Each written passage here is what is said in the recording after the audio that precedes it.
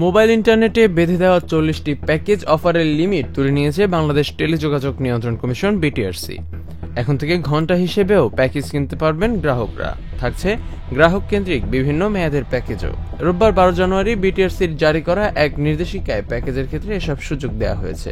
2023 সালের অক্টোবরের সর্বশেষ নির্দেশিকায় মোবাইল গ্রাহকদের 7 দিন, 30 দিন ও আনলিমিটেড মেয়াদে সর্বোচ্চ 40টি ডাটা প্যাকেজ অফারের সীমা বেঁধে দেয় বিটিআরসি। জানিয়ে অসন্তোষ জানিয়ে আসছিল মোবাইল অপারেটররা। আপত্তির মুখে প্রায় 15 মাসের মাথায় ইন্টারনেট প্যাকেজ বিক্রির ক্ষেত্রে অপারেটরদের উপর থাকা শর্তগুলো শিথিল হলো।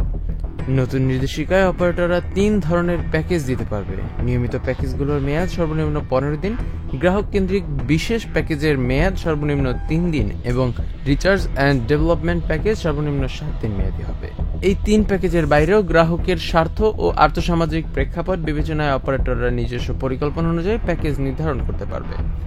তার আওতায় ঘণ্টাভিত্তিক ও 1 থেকে 3 দিন মেয়াদী প্যাকেজ করার সুযোগ দিয়েছে বিটিআরসি।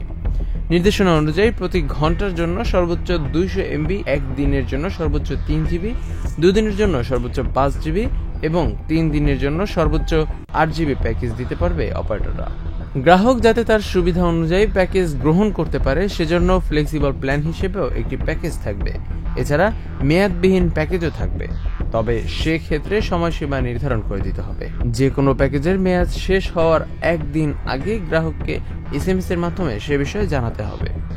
কোনো ডাটা প্যাকেজের মেয়াদ শেষ হওয়ার পর অব্যবহৃত ডাটা থেকে গেলে তা ক্যারি ফরওয়ার্ড হিসেবে ব্যবহার করা যাবে। অর্থাৎ মেয়াদ শেষ হওয়ার আগেই যদি গ্রাহক একই প্যাকেজ আবার কেনে তাহলে পরের প্যাকেজে অব্যবহৃত ডাটা ব্যবহার করা যাবে। নতুন নির্দেশিকা অনুযায়ী রাত 12টা থেকে ভোর 6টা পর্যন্ত ঘণ্টাভিত্তিক কোনো প্যাকেজ অফার কিনতে পারবে না মোবাইল অপারেটররা। জুবাইর জারির, হ্যাভেন টিভি প্রেস।